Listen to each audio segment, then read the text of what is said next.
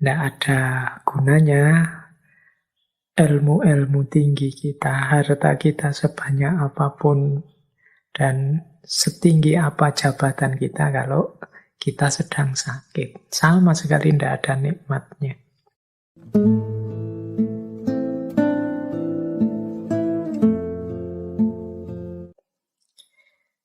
Di Hippocrates punya pandangan otak itu adalah pusatnya kesadaran, pusatnya intelektual, pusatnya emosi. Jadi berarti apa? Kuncinya manusia dan kemanusiaan itu ada pada otak. Kalau cara berpikir atau cara berperilaku seseorang terganggu atau menyimpang, itu mungkin ada yang salah dengan otaknya. Ini sebenarnya teori yang umum, populer sekali di masyarakat. Kalau ada orang ngomongnya ngelantur, pikirannya tidak jelas kemana-mana, kelakuannya, perilakunya juga tidak seperti orang umumnya, kita kan sering menyebut orang ini, wah, otaknya terganggu mesti. Ada yang tidak beres ini mesti. Malih mesti ini, dan seterusnya. Jadi kuncinya diri kemanusiaan kita itu ada pada otak. Kalau otak rusak, kesadaran kita sebagai manusia juga kacau. Kita tidak bisa mikir, emosi kita juga tidak akan ada kontrolnya. Jadi ini pandangannya Hippocrates. Makanya dia disebut pelopor somatogenesis. Somatogenesis itu pandangan bahwa masalah yang terjadi pada tubuh fisik atau soma itu akan mengganggu pikiran dan tindakannya manusia. Somatogenesis itu kebalikan dari psikogenesis. Kalau psikogenesis itu gangguan yang terjadi dalam diri manusia itu diawali dari kekacauan psikis. Jadi berarti pikirannya kacau dulu, baru fisiknya sakit. Kalau psikogenesis itu mirip kalau kita misalnya bilang, kalau kita sedang stres, sedang depresi, ya nanti berpengaruh dalam tubuh kita. Akhirnya kita ngereges, demam, drop, imunnya turun. Nah, kebalikannya namanya somatogenesis. Somatogenesis itu ya kalau tubuh kita sedang sakit, misalnya sedang luka karena apa, atau sedang mendapatkan kesakitan apa, itu kan mempengaruhi pikiran. Jadi mempengaruhi cara kita berpikir dan cara kita berperilaku. Nah, itu namanya somatogenesis. Jadi Hippocrates pelopor somatogenesis.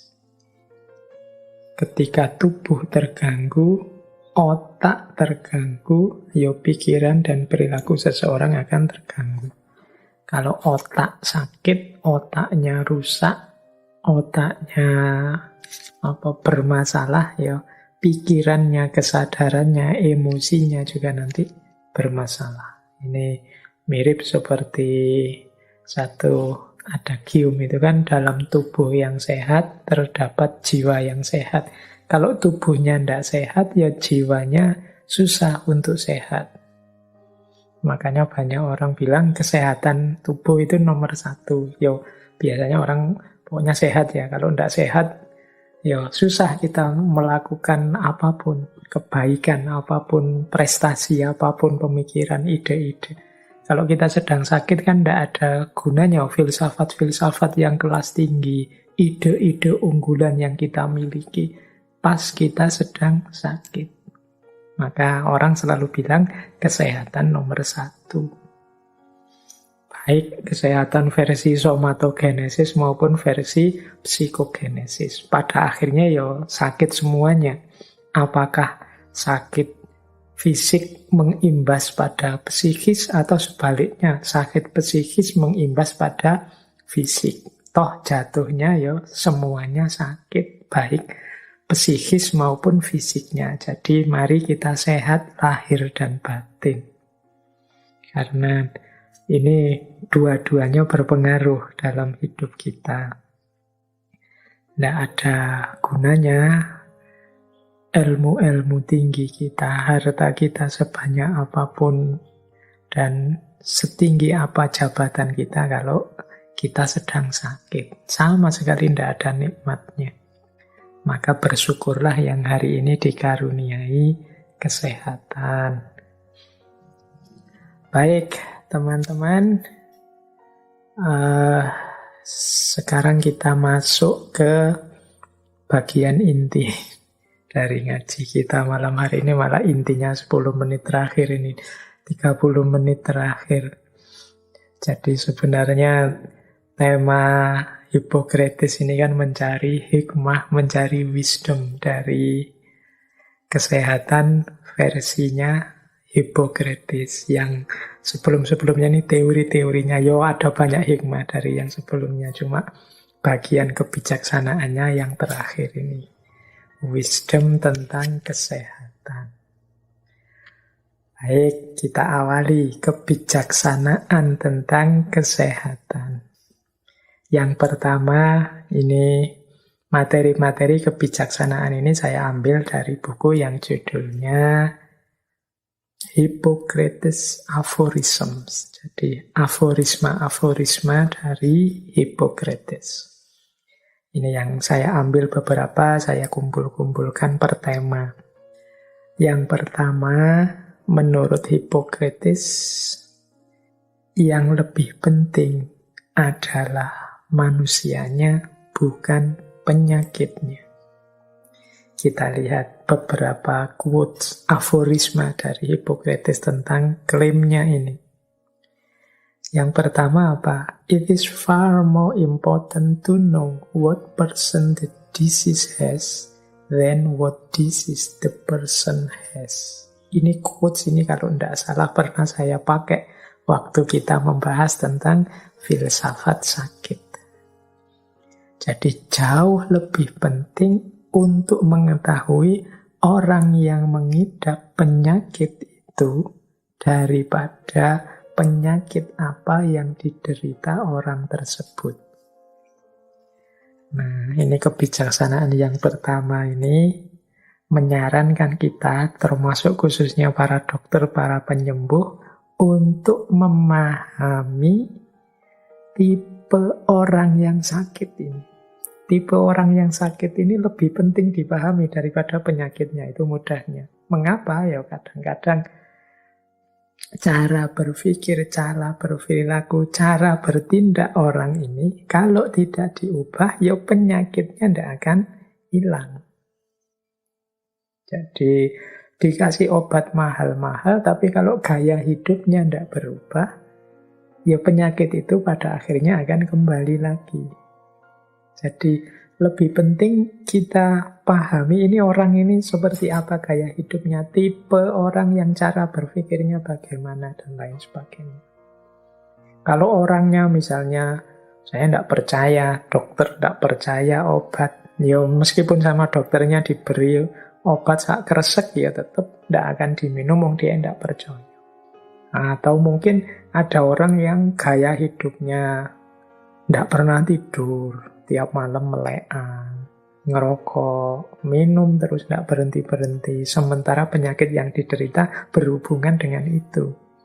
Kalau gaya hidupnya tidak dibereskan, ya tidak akan ketemu yang namanya kesehatan dan kesembuhan. Meskipun bolak-balik atau tiap hari minum, mengkonsumsi obat-obatan sesuai dengan penyakit yang dia derita.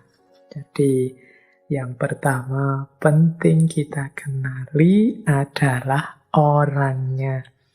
Itu makanya tadi saya bilang buat teman-teman kalau sedang ketemu dokter untuk kepentingan kesembuhan, mungkin dokternya agak pendiam, tidak tanya macam-macam, boleh teman-teman ceritalah sebanyak-banyaknya tentang dirimu.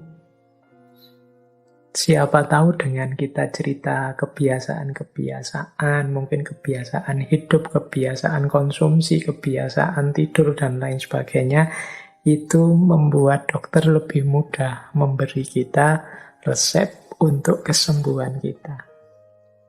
Jangan-jangan kita menganggap hidup dan gaya hidup kita itu ya baik-baik saja, beres-beres saja. Padahal mungkin ada banyak masalah di balik itu yang kita tidak tahu. Maka ceritakan saja. Makanya di quotes kedua itu, sebelum engkau menyembuhkan seseorang, tanyakan kepadanya apakah ia mau meninggalkan segala yang membuatnya sakit. Nah, ini penting, karena sakit itu kan selalu ada sebabnya. Seperti tadi ya, dalam epidemiologi selalu ada hubungan antara host, agent, dan lingkungan. Yang solusinya adalah modifikasi-modifikasi. Maka ayo kita tanyakan para dokter pada pasien-pasien kita, mau tidak meninggalkan yang membuatnya sakit. Misalnya tadi gaya hidup, mau nggak mengubah gaya hidup. Misalnya tadi pola makan, mau ndak memodifikasi pola makan. Misalnya tadi karena kurang gerak, kurang keluar kena matahari, mau ndak keluar-keluar biar kena matahari. Ini penting. Ditanyakan pertama-tama. Kalau dia ndak mau, lah ya mau gimana lagi? Mungkin dia cuma milih sakit, tidak mau dengan solusinya. Atau mungkin dia pingin kayak tadi ndak, orang jenis apa tadi? Jenis flekmatis tadi yang sudahlah saya sudah nyaman dengan kayak gini. Tiap hari saya sudah enaknya itu ya habis nongkrong, ngopi, ngerokok, main HP ya sudah ndak bisa diubah-ubah lagi. Sudah nyaman seperti ini misalnya ya. Kalau memang orangnya ndak mau berubah, diberi obat berapapun ya nanti penyakitnya akan kembali lagi. Karena dia tidak mau meninggalkan apa yang membuatnya sakit. Jadi ini penting. Kita juga begitu.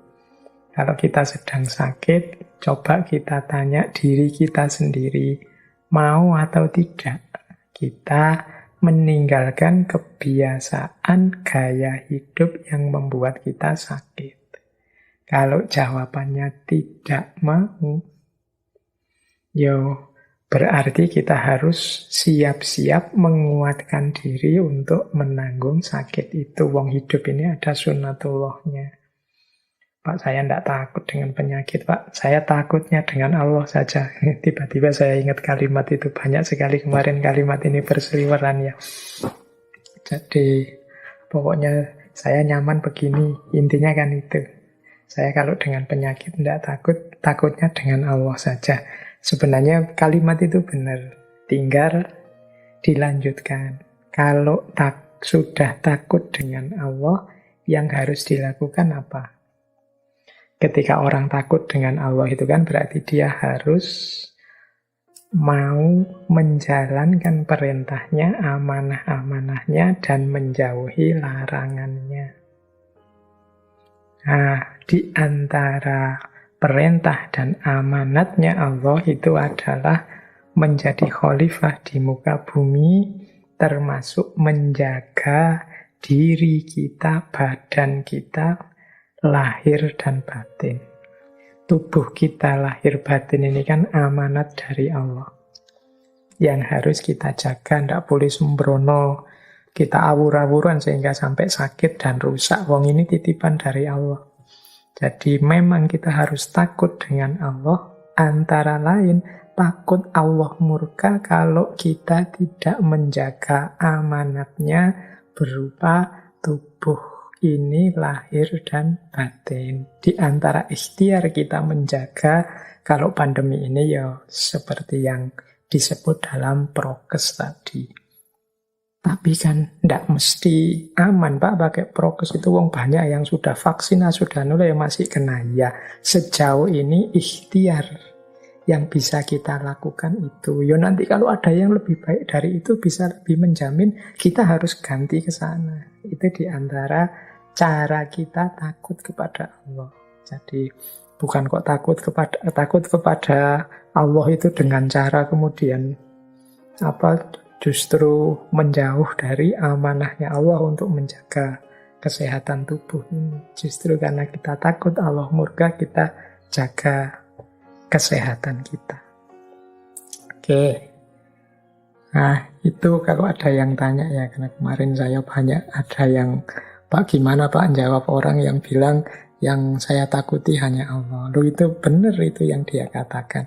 Cuma ekspresi atau yang harus dilakukan ketika seseorang sudah takut dengan Allah itu terus apa? Ya antara lain menghindarkan diri dari murkanya Allah ketika kita tidak menjaga amanatnya Allah berupa tubuh ini, lahir dan batin kita. Baik, terus ada lagi petunjuk dari Hippocrates. Natural forces within us are the true healers of disease. Kekuatan-kekuatan alamiah dalam diri kita itu adalah obat yang sejati dari penyakit. Nah, ini dalam tubuh kita sebenarnya ada mekanisme untuk menolak penyakit. Ada kekuatan-kekuatan fisik, kekuatan-kekuatan yang memang menjadi fitrah manusia, sunnatullah manusia, mungkin dalam bentuk imunitas, dalam bentuk daya-daya tertentu yang teman-teman kedokteran mesti lebih tahu, yang ini bisa menyembuhkan penyakit. Hanya saja kadang-kadang memang kita sendiri yang mengacaukan ritmenya dengan cara hidup yang salah, sehingga penyakit akhirnya mudah masuk dalam diri kita. Berarti jalan keluar dari penyakit itu antara lain kita hidupkan natural forces, kekuatan-kekuatan natural yang alami dalam diri kita. Kita jaga keseimbangan dan harmoninya. Tidak kita rusak dengan mungkin makanan, mungkin gaya hidup, dan macam-macam yang merusakkan. Jadi ternyata memang kesehatan itu kuncinya lebih banyak pada manusianya, bukan pada penyakitnya. Terus kita tengok kebijaksanaan selanjutnya. Yaitu, ini masih dari buku aforism tentang gerak dan makanan. Kata Hippocrates, let food be thy medicine and medicine be thy food. Biarlah makanan menjadi obatmu dan obat menjadi makananmu. Ini maksudnya apa? Marilah kita makan yang menyehatkan. Jadi kuncinya di antara kunci kesehatan itu makanan. Maka let food be thy medicine. Jadi biarlah makanan menjadi obatmu. Dan medicine be thy food. Dan obat menjadi makananmu. Ini maksudnya sama. Kita makan sesuatu yang menyehatkan, yang berfungsi sebagai obat. Kalau hari ini ada pepatah begini, mungkin mirip dengan pepatahnya Hippocrates ini. Biarlah makanan menjadi obatmu, atau kalau tidak, nanti obat yang menjadi makananmu. Jadi mari kita makan yang menyehatkan. Sehingga makanan itu sendiri menjadi pendukung kesehatan kita. Karena kalau tidak, maka makanan akan jadi sebab hancurnya harmoni keseimbangan dalam diri kita, sehingga kita sakit, dan akhirnya menjadi terbalik, obat menjadi makanan kita. Tiap hari makan dan minum obat saja. Jadi ini penting. Biasanya yang Sudah kena penyakit, yang sudah sepuh-sepuh baru sadar pentingnya makanan sehat. Yang tua-tua, yang masih muda-muda kayak teman-teman sebagian besar yang ikuti ngaji ini kan banyak yang muda-muda. Itu biasanya masih belum sadar pentingnya makanan yang sehat. Pak, tapi uang saya kan pas-pasan Pak untuk beli makanan sehat terus. Yo, sehat ndak ada hubungannya dengan mahal. Bahkan mungkin makanan yang murah-murah itu justru lebih menyehatkan. Ya makanan tertentu yang mahal-mahal itu justru banyak mengandung kolesterol, banyak mengandung unsur-unsur merusak dalam diri kita. Ayo hati-hati, makan tidak hanya mengikuti seleranya lidah, tapi juga kebutuhan badan untuk sehat. Ya kalau mengikuti seleranya lidah itu ya memang karepe ya mangan enak, terus yang itu yang sudah jadi kegemaran kita. Tapi ya hati-hati.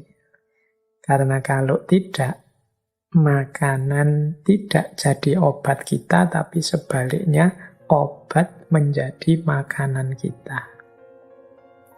Kemudian selain makanan apa? Gerak.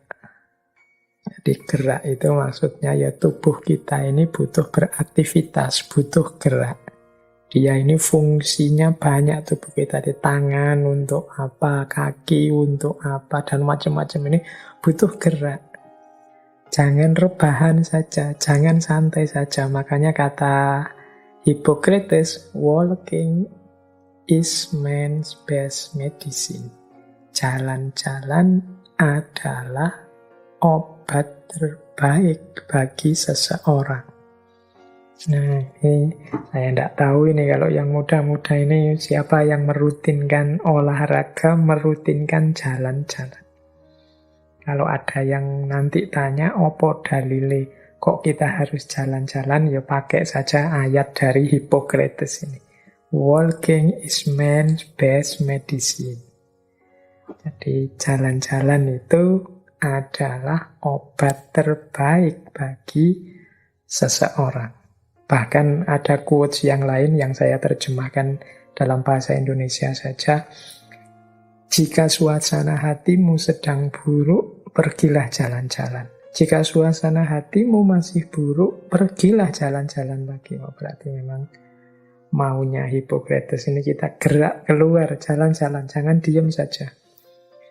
Ya Pak, tapi hari ini pandemi Pak, tidak boleh keluar-keluar. Ya sudah, jalan-jalan tapi di rumah. Tidak tahu rumusnya gimana jalan-jalan di rumah itu. Ya pokoknya geraklah. Yang suka nanam-nanam, ya nanam-nanam lah. Yang suka melihara-melihara apa, pelihara-pelihara lah. Asal tidak diam. Mungkin bersih-bersih rumah, ngecat-ngecat, nyuci, nyetrika, itu semua gerak. Aktivitas-aktivitas ini membuat mood kita mungkin bisa naik. Suasana hati kita tidak lagi murung, tidak lagi suntuk. Jadi karena suasana hati yang baik, yang tidak suntuk, itu nanti mendukung kesehatan kita. Seperti tadi rumusnya, kesehatan psikis berpengaruh pada kesehatan fisik, demikian juga sebaliknya. Jadi ini rumus kebijaksanaan yang kedua.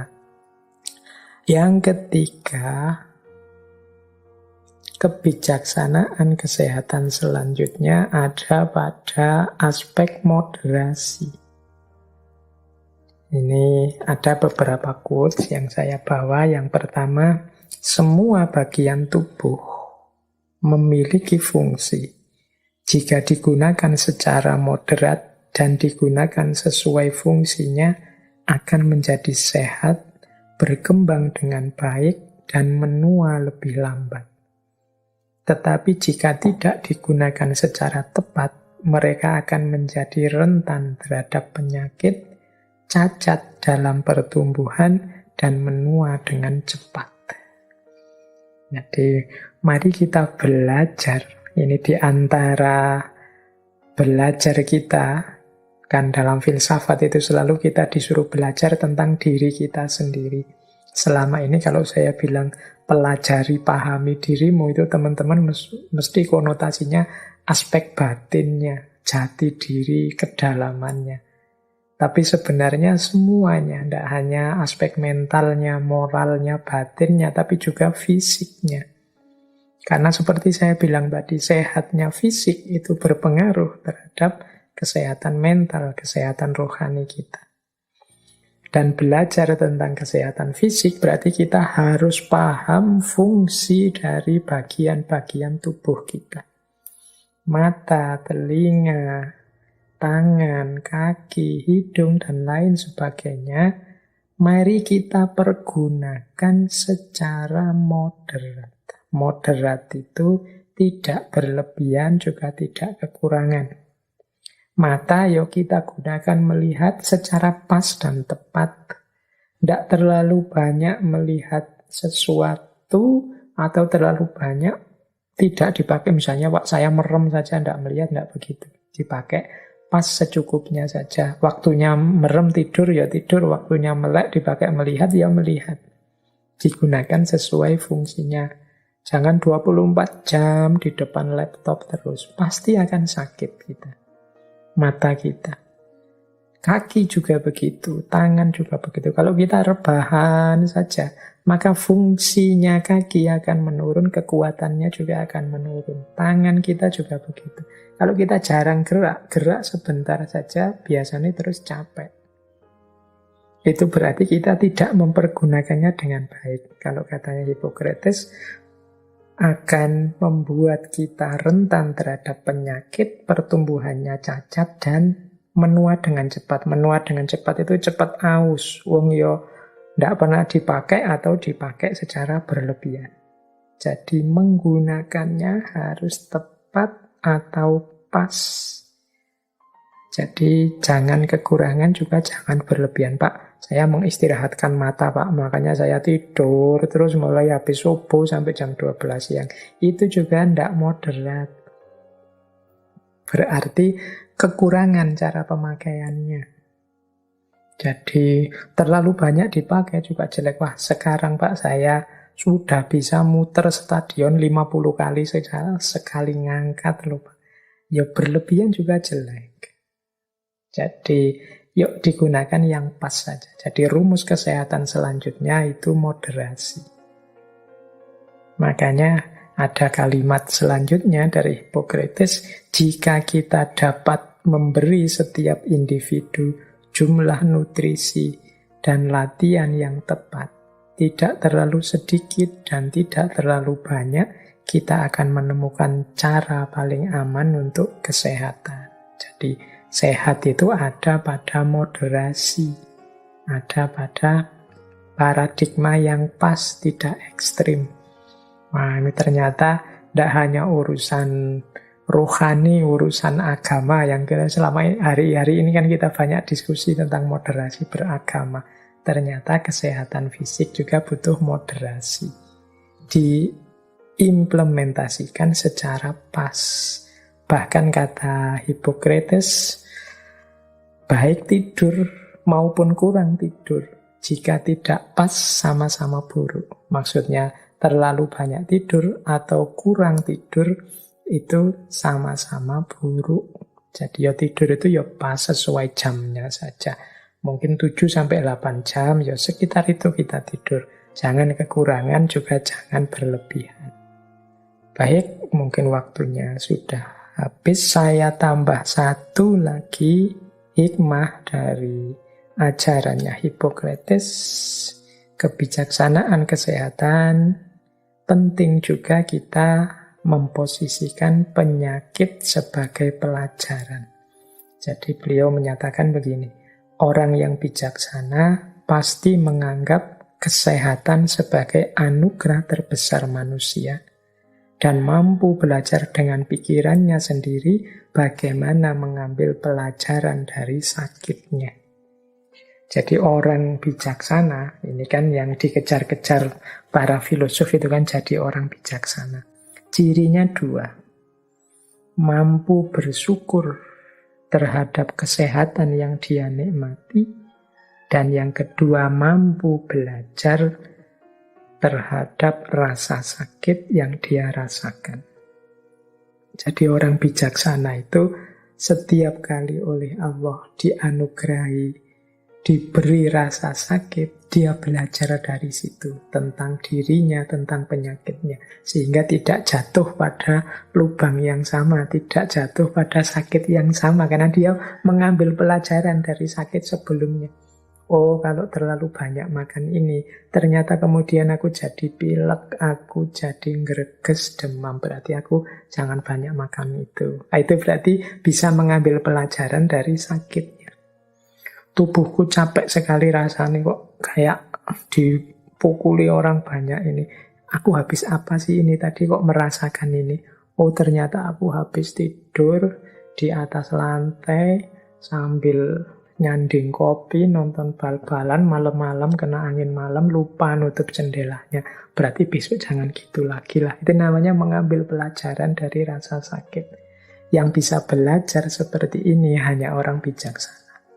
Kalau ada orang bolak-balik kena penyakit yang sama, dengan sebab yang sama, berarti dia tidak mengambil pelajaran dari sakit yang dia alami sebelumnya. Berarti kurang bijaksana. Kalau jadi orang yang bijaksana, ya kalau sehat bersyukur, kalau sakit belajar. Mana yang salah, mana yang tidak pas. Kemudian melakukan perbaikan diri. Baik teman-teman, kelihatannya waktunya sudah agak lewat. Semoga beberapa kebijaksanaan tadi memberi kesadaran baru, wawasan baru tentang kesehatan dalam hidup kita. Ya, seperti saya bilang beberapa kesempatan di sesi ini, materi malam hari ini banyak tentang kedokteran. Mohon dimaklumi dan dimaafkan kalau ada 1-2 wawasan yang rasanya kok tidak pas, tidak nyambung, atau salah menjelaskan. Baik, kurang lebihnya mohon maaf untuk malam hari ini. Semoga minggu depan kita bisa ketemu lagi di sesi selanjutnya. Sama-sama dari Barat, cuma minggu depan temanya agak berbeda karena kita ketemu ahli debat. Bapak Protagoras yang disebut Father of the Debat. Baik, kurang lebihnya mohon maaf. Wallahul muwaffiq, wallahu a'lam bishawab. Wassalamualaikum warahmatullahi wabarakatuh.